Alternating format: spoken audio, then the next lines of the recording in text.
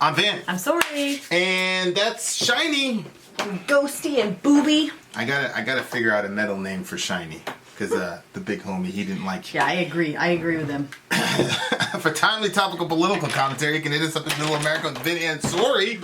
If you want to figure out why Vin is simultaneously the most compelling yet frustrating individual on the planet, and why I'm so hard to love, according to my dear friend Peter, check it out, Middle America with Vin and Sori. You will notice, dear listener, that most other reaction channels, much respect to them, go check them out. Like, share, and subscribe. Other channels, you will notice that they cut up songs every so often.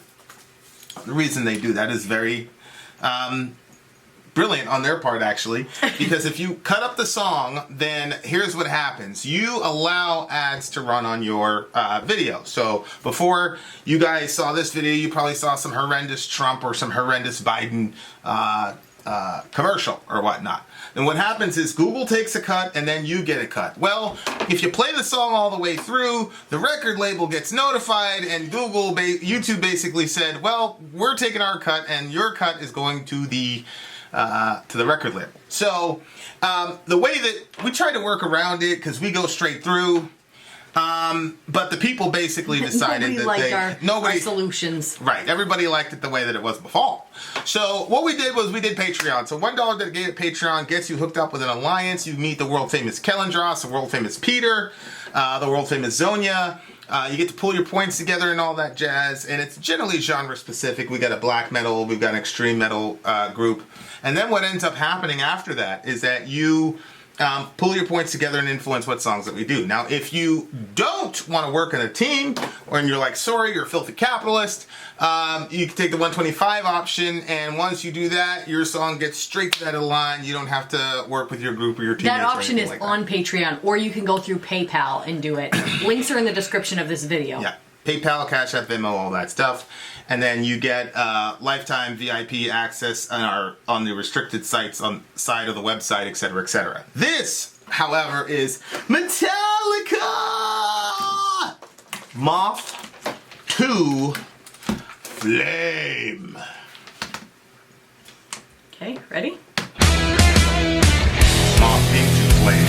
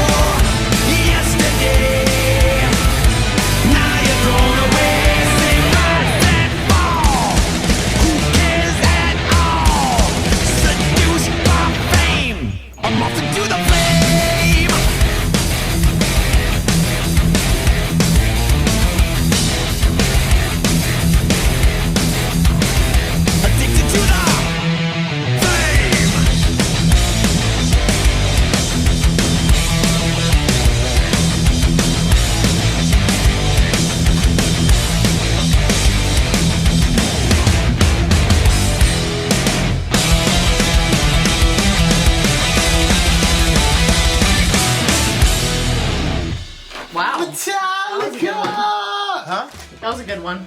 I really Sad like topic, that. but I bet it's true. I really like. Oh, sad but true. Sad topic, but I guess it's true. Damn, it's Metallica. That's your subconscious. That's your subconscious. This is a good one. This is. I would have liked the chorus to be like back to back at the end. Yeah. I'd like to hear that again because it was a cool melody. So just so build the higher wall. So I wish that would have happened. But in the middle a little bit, it sounded like the breakdown for Blackened, only sped up. Like, didn't this sound strangely familiar? Yeah, I don't know if we did this during the Rockathon or something like that, but Yeah, but it would be up still because I put out all of the videos. yeah, I don't know. But I thought. But the middle part sounded like Blackened. Oh, like I said, only sped up a tempo. So if you go back to the song, Yep. I'm trying to find it here. Will you play part of it? Yeah, so I'm gonna play Blackened, like the middle part of Blackened, and then I'm gonna try to find the middle part here. Better life. World training programs prepare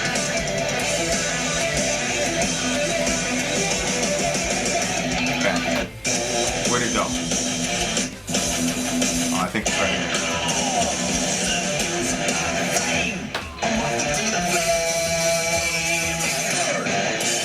Okay, watch. This sounds exactly like Blackened on the Justice record.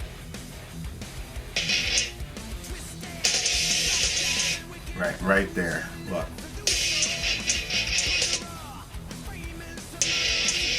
No, vanilla. Alright, watch.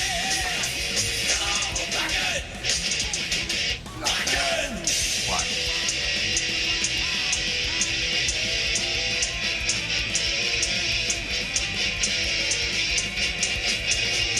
Alright. Okay, so watch this.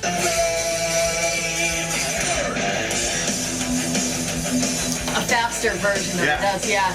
Yeah, it sounds just like a faster version of that, Yeah. that breakdown in the middle. So, I don't know, maybe they're banking that, Justice came out like 30 years ago, so maybe they, maybe they were banking on people not Picking up on it. But I picked up on it. Sounded like smart. Justice. I'm smart. But yeah, so somebody told me that he wrote the song about Amy Winehouse because they were trying to get us to listen to it. Remember we were doing like Metallica once a week? Yes. Amy Winehouse, unfortunately, I think she OD'd. I think she's part of like that 27 club. All the rock stars keep dying at 27. And I think she was in that club. And so he was talking about how fame, because she was mega talented. That's she sad. was mega talented, and the fame basically, wore her down. But we were. So there's this movie we watched a couple nights ago that very disturbing to me. What was that? It was the David Lynch Mulholland Drive. And I'm not gonna like give away everything, every spoiler, but it was one of the themes of the movie was the struggle that the protagonist had with not being a famous actress and wanting to be a famous actress and not being able to, and then the downward spiral that happens when she tries to do that.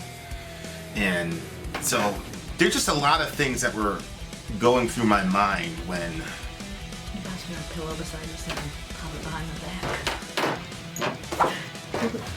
poor thing. There are a lot of things that are going through my mind in the movie, but the biggest thing that was going through my mind was the whole Harvey Weinstein situation, which is the guy that started the whole Me Too thing because it came out that he was, getting these girls. Oh, I know. Yes. Yeah. Yeah. Yeah. For some reason, I was thinking Epstein when he said that, and I'm like, what? Well, I'm sure there is some crossover there, but when I was watching Mulholland Drive and I saw how bright-eyed and bushy-tailed and naive and how hungry she was to get the parts and whatever, Yeah. I'm like, it really, that movie just disturbed me on a bunch of different levels because I'm like, there were probably bunches of girls that we've never heard about that didn't have the talent, but that he probably strung along so that he could, Absolutely. whatever, and Use them for his own end. it's just like, it's just sad. Yeah. That it's a sad thing where people have these hopes and dreams and then somebody is able to,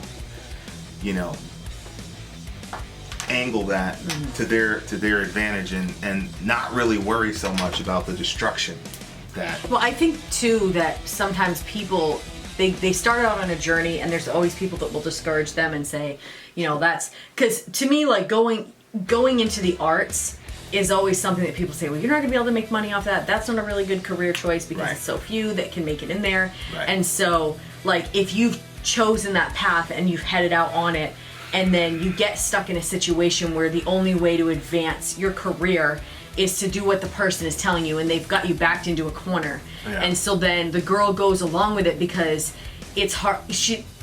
To have to go back and face everybody and say, I didn't actually make it, even though maybe she did have the talent. It was just that some people become predators in situations where they have power over other people. And so, yeah, I agree.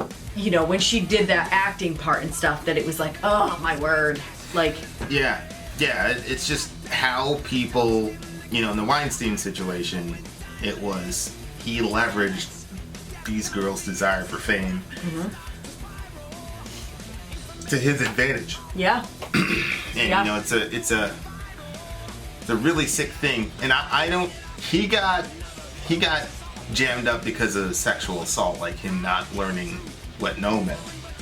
But the thing that bothers me is once again, like, and this isn't the direct part of the song, but the thing that bothers me is that he did an extremely unjust action to probably dozens and dozens of girls, but they're never going to get any recourse because they supposedly consented to it when, there was an obvious power imbalance. Exactly. And to his advantage. But, so I definitely see in verse 1 the Amy Winehouse thing, like pop queen, amphetamine, the screams crashed into silence, tapped out, doused in gasoline, the high times going timeless. That's a smart line.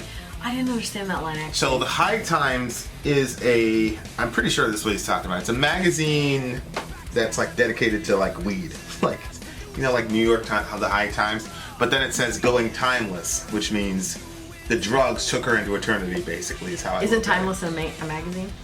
No, Time is a magazine. Time. But I think he's saying going timeless, meaning you go into eternity because you die, because of the drugs.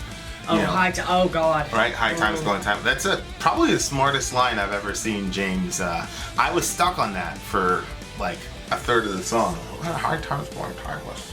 It's I like the way it sounds, but what does it mean? But I think that's what he's talking about. So, I mean, I don't think the whole thing is about Amy Winehouse because he talks about going viral and things like that for publicity. Yeah, I think it just talks about I think she's all a types case of people. Yeah, I think she's a case study, but I think I was watching that interview with Jonathan yesterday, where he was talking about social media and people were like taking videos of themselves eating breakfast, and Jonathan's like I don't get it. Why are you doing that? Instagram. He's like, why are you doing it? So like the desire that everybody has to want to basically make themselves famous. And chronicle everything that they do so that they get famous, and they look at hits and they look at how many and my thing is, it's very easy for a person who's achieved celebrity to say that, right? Like, you've achieved celebrity, so of course the silly things that people do to get famous, he's gonna be able to look at and say, what's wrong with you guys? But it's like, that's a famous person saying it. It's like Bill Gates, like, going after somebody because they're trying to make money on the side. Like, you know what I mean? Yeah.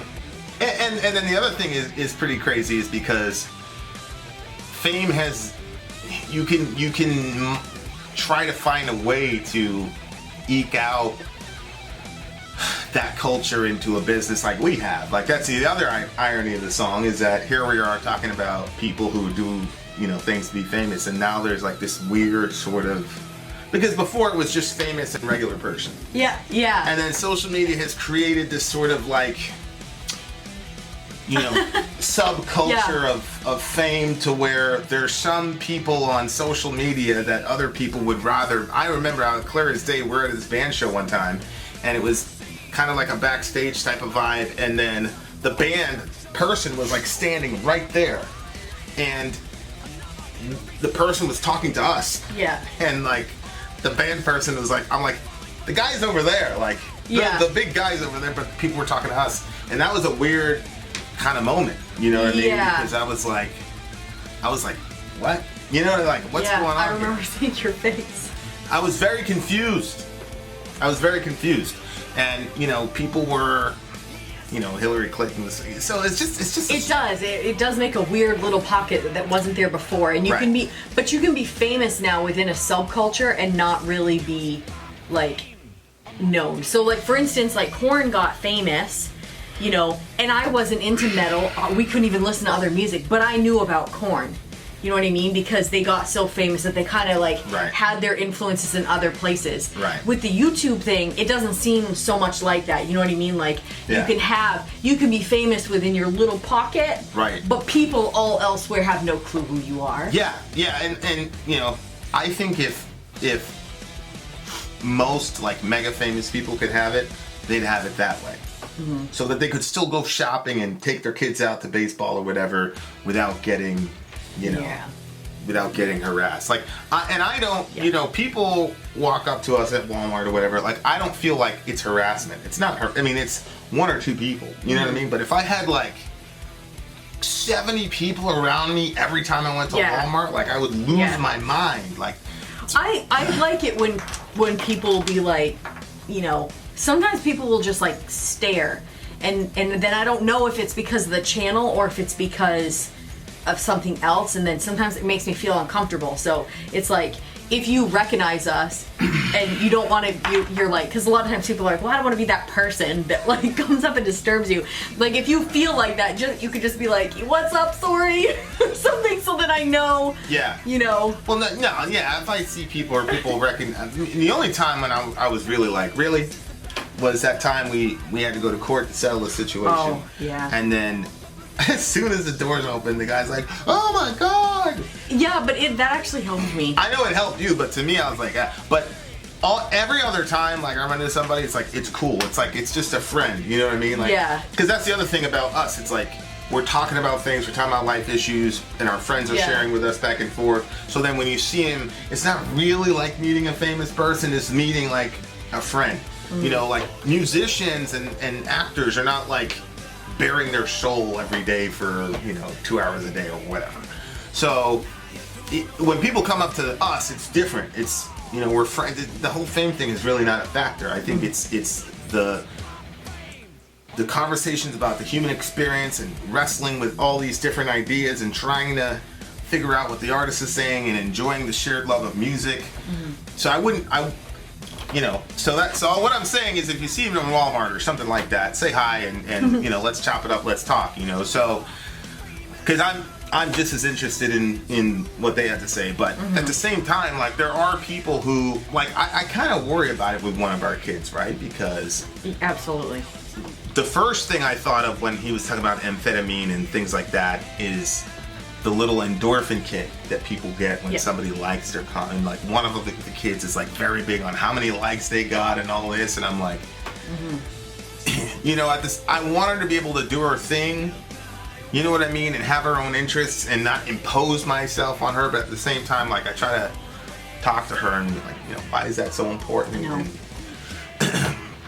Because it's a tough balance, it could be something completely harmless, or it could be, I know, that's where, or it could be not harmless. Yeah. You know what I mean? And well, so. I mean, like I was talking to her a little bit about it, and we, I noticed that she was sarcastic comments that are said sometimes get more likes because they're like rude and feisty and and I think that her mind can be like yours. It can be kind of quick and she can have a little thing to say.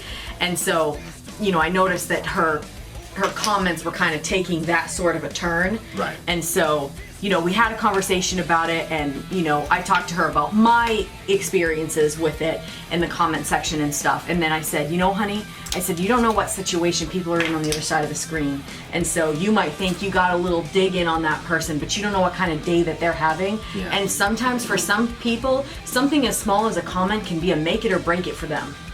And so then somebody had said something like really encouraging to her in the comment section, and she was so happy about it. Like, it made her feel so good. And so I said, you want to be that person in the comment section, not that you can't disagree with people or, but don't intentionally be rude to people so that way you can get comments and stuff. And so she said that, she's been really working on, she saw it. It was, if our kids don't see it, they're not doing it. It doesn't matter what it is. Right. So she was like, she saw that, and then she had the encouraging thing happen to her, and so she was like, yes, that was so cool. That person said that, I made their day, or it was something, I don't remember what it was. It was a cute little thing that wouldn't have meant anything to me, but was very important to her. Mm-hmm. And so, so if it's like that, but it's hard to know, because I don't want her to find her value in how many likes she's getting. But she got a lot of likes on her comment. She's over 1,000 likes on one comment. I'm like, yeah. That's the hard, it's a very, very tough balance. Yeah. And it's not even she might be talking to some date or whatever. It's more of I'm, maybe it's worried internally why she needs that type of, validation, because I feel like we validate her a lot. But again, I might be reading a whole bunch into it, but it's definitely part of our culture now. And the kids cannot fathom a world without this stuff. My daughter was saying, what type of selfies did you take, and blah blah blah. It's I would never take a with one of these, I guess. But yeah, it's I wonder what it's like, because we grew up in that age between where you had, the Polaroid, the little things, you take them to the pharmacy and they develop the pictures for you. Yeah, but it wasn't so much about taking pictures of yourself. Well, yeah. It was about capturing moments in the world around you. It was just impractical to take one of those Polaroids and take a picture of yourself. And I think people would look at that as weird. Yes. But now people are, doing all this craziness and everybody knows what they're doing. But again, I'm torn on it. I don't know. But he said right here, guarantee your name, you go and kill yourself. The vultures feed around you still, overdose on shame and insecurity. People are doing this stuff online. And, there are kind of, there was one YouTuber, I'm not going to mention him, but he was the one that set off a lot of these apocalypse situations, because he went to that, that forest where people, did themselves in or whatever. There was just no limit to the amount of things that people, because I believe, even though he got censored for it and he lost some money for it, I believe that if he had to do it over again, he would have done it again, because it also got him a lot of recognition. Yeah, there was this show called, That's not right though. There's this movie called 15 Minutes, and it was about 15 minutes of fame or whatever. And I think the guy was, maybe I'm conflating the movies, but the guy was killing people or whatever so he could be famous or whatever. There's this real drive for, and I think I thought long and hard about, because we just watched this movie. It's so weird, that line. It says fame does the murdering, and you just said that. But anyway, go ahead. Yeah, I've been thinking about the movie Mulholland Drive. It's actually one of the most disturbing movies I've seen in probably the last 3 years. It's pretty weird. And it's slow though. It's one of the things that got me is, I was for the last couple of days, I'm why is this girl why does she need this so bad? Yeah. And part of it, I was well, there was one scene where she was acting and she's just a gifted actress. It's my God, she's, and so on the one hand, it's she wants to be recognized for her talent, but I just think fame is one of those things where people want to be known. There's that innate human desire to be known and self-expression, and how important that is, and famous people get that constant loop of expression and affirmation. We believe. Yeah. that's what we assume about famous people. But a lot of famous people don't get known or whatever, because whatever they got famous for is literally one slice of the magnitude of who they are as a person, you know, which, you know, James Hetfield is more than a musician, you know, and Tom Cruise is more than an actor. And they're more than just the art that they put out. Right. As in, he's a more of a musician than that. Right. So it's this weird thing where I don't believe you're ever going to get that wish fulfillment if your desire is for fame, because when you get famous, if I'm right, and it's people's inherent desire to be known and to express themselves and be validated for who they are, you know, I think, you know, fame, and that's where the Amy Winehouse thing comes in. So like a lot of the songs maybe about the selfie stuff or whatever, but the song starts off basically with a precautionary tale, you know, and so there you go. Yeah. It's I'm still like working through a lot of that in my head. It's a 9 solid for me. 9.2 for me. There you go. I wish I had more of the chorus. It's a good song. Thank you to all new patrons, and thank you for all the new folks that subscribe to our channel. See you at 7 p.m. EST. Maybe we'll have a bonus video for today. We don't know. Vin out. Sori out. Gone.